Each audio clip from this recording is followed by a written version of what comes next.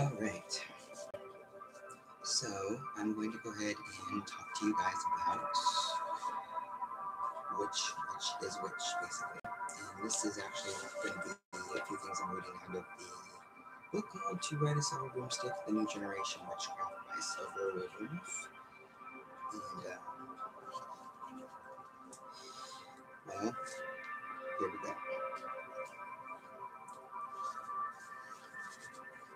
Tradition means exactly what you think it does. It's a practice handed down to you. In this case, it means a way of celebrating the god and the goddess by the use of semi-structured guidelines passed down through the years with various modifications to suit the needs of the group along the way. Listed below, which is, of course, below in this text, listed below are some of the different traditions and sects,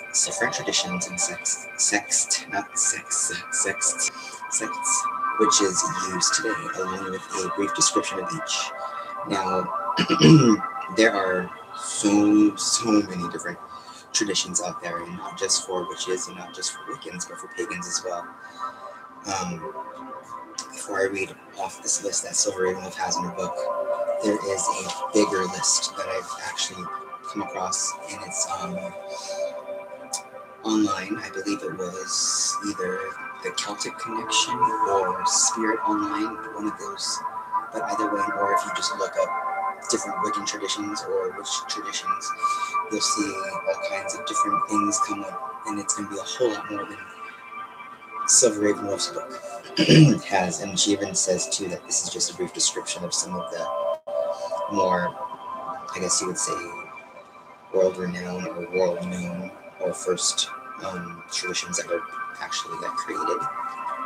This is alphabetical order, so we're going to start with the Alexandrian tradition.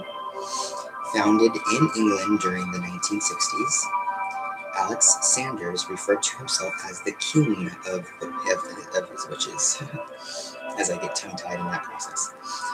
The rituals are said to be modified Gardnerian. So, Gardnerian, of course, we will read a little bit more in depth about that tradition, but that tradition is actually the very first Wiccan tradition to be created. So, well, at least in our modern day society, because there's a lot of controversy to look at. But anywho, okay. British traditional witch. This is a mix of Celtic and Gardnerian beliefs. Most famous organization at this time is the International Red Garters. The British traditionals have, mostly from within the Farrar studies, the famous witch husband and wife from England. They too are fairly structured in their beliefs and train through the degree process. Their covens are also co-ed. British traditional witches, basically it says here that it's just Celtic and Gardnerian mixed together. Celtic Wicca. The use of Celtic or Druidic pantheon mixed with a little ritual Gardnerian and heavily stressing the elements, nature, and the ancient ones.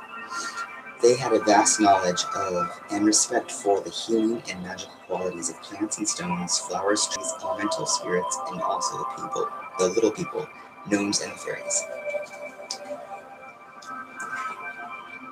Caledonian tradition, formerly known as the Hecatine tradition. This domination of the craft is Scottish in origin and still preserves the unique festivals of the saints. Ceremonial witchcraft.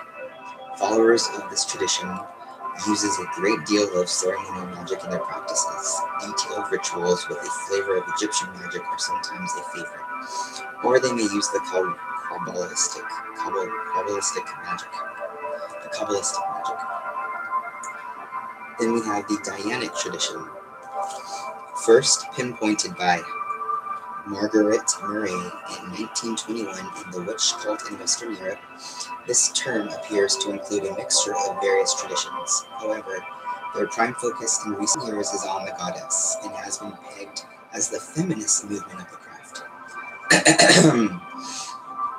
No, I really had to clear my throat there, sorry you guys.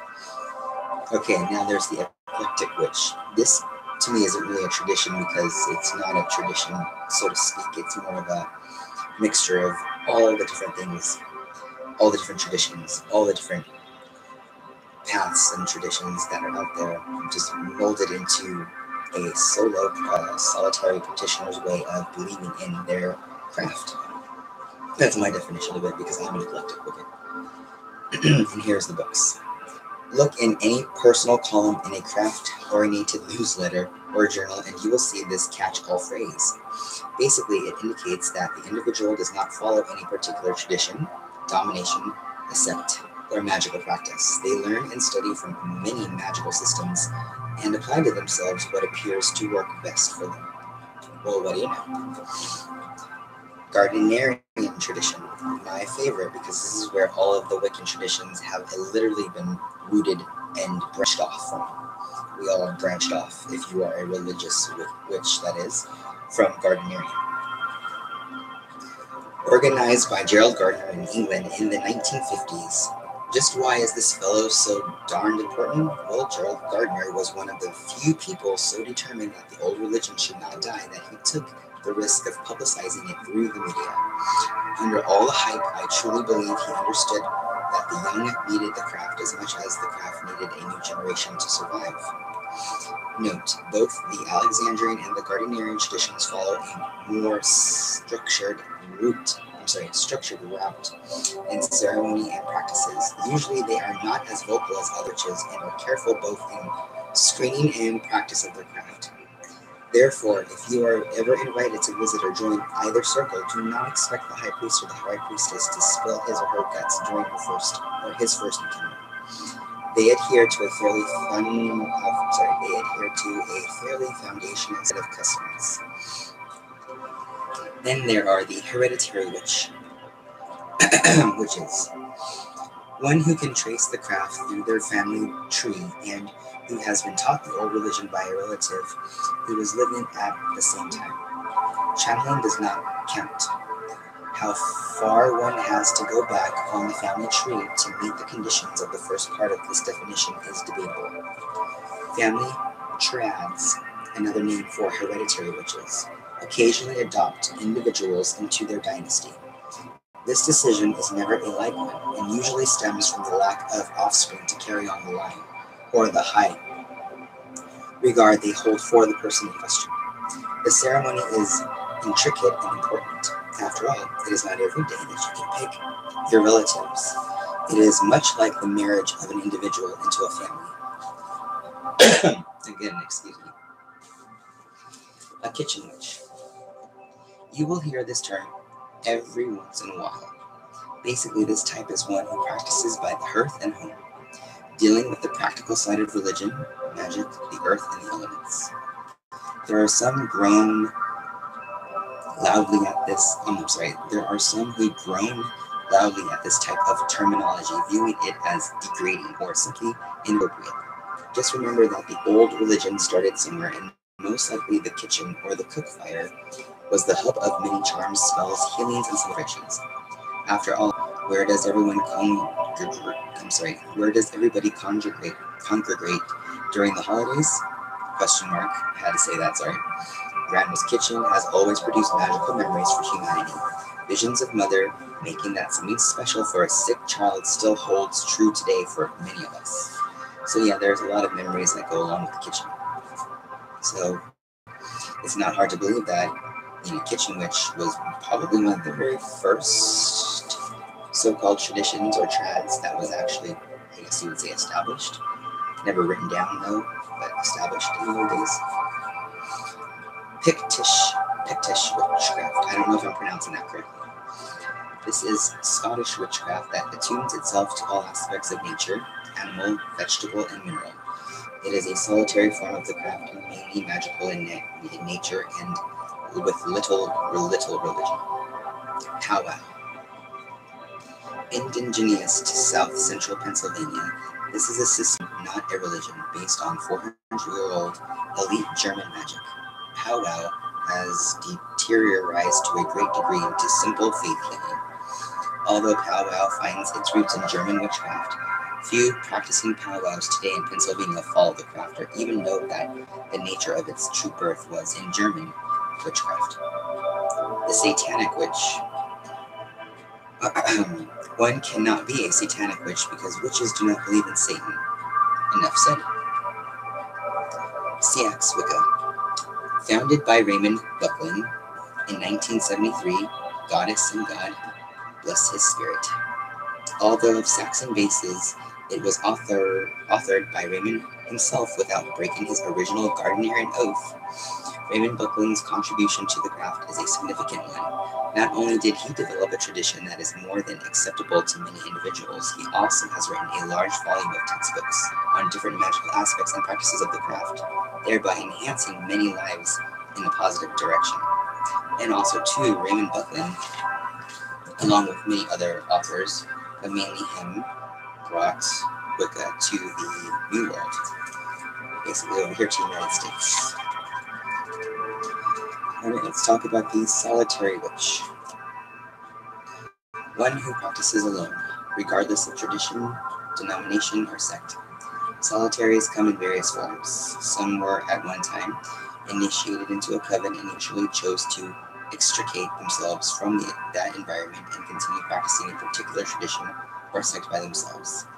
A solitary can also be an individual who has no desire to practice with or learn from a coven structure, but still may adhere to a specific tradition or sect through the teachings of another. For example, a member of a hereditary family may choose to teach a close friend of the art and the science of the craft, but choose not to adopt them as a family member for any number of reasons. And finally, a solitary witch can be a person who has decided to, tough it out on their own, learning from books, networking, and fellow witches of different traditions. These people have the ability to pick themselves up and brush themselves off and live to try again. More and more individuals are selecting the solitary path rather than that of group interaction. Another name for a solitary witch is a natural witch. You may hear this word from time to time as well. Strega witches. Followers and traditions seated in Italy that began around 1353 with a woman called Aradia. Of all the traditional witches, this group appears to be the smallest in number in the United States. However, their teachings are beautiful and should not be missed. The Teutonic witch. From ancient times, the Teutons have been recognized as a group of people who speak the Germanic group of languages. Culturally, this includes the English, Dutch, Icelandic, Danish, Norwegian, and Swedish peoples. This is also known as the Nordic tradition. The Wiccan witch. So far in this rundown of witches, you may have noticed that I very rarely, and this is her, by the way, very rarely use the terminology Wiccan, and that many of the definitions other than individuals, names, and dates are derived from my own understanding of each term. I have listened to and read many arguments for and against the use of the words Wiccan and witchcraft. I will tell you quite honestly that I have used both words when discussing my faith. Depending on the recipients of my coven conversation, there are those that feel the term witch is an egotistical one. Maybe so, but different words mean different things to a variety of people. Each individual must draw their own conclusion as to the terms they use to describe themselves. I personally like the word witch. Very much to me, it means mystery, healing, or special, different, balance, and history. It means knowledge, secrets, the earth, and a bond with both the male and the female sides of myself. The word Wiccan does not give me those feelings. It projects a different set of associations, weaving, church, new earth, wicker, furniture. Don't ask me why. And the movie The Wicker Man, which also, don't ask me why, I despised. I fully understand it, but I just dislike the movie. It also means to me front, a way to bring the public into accepting our belief system for what it actually is, and not what their preconceived ideas of the word dictates to them. Both words have their strong and their weak points. It is simply how you view them that makes the difference. Neither definition is better than the other, and you must choose for yourself. if you just so decide to choose, I would suggest you look inside yourself and, of course, know the definitions between the two and how they're integrally changed in today and in the old days, and that will help you with your decision. Alright, well that's the end for this video. Alright everybody, Merry Part.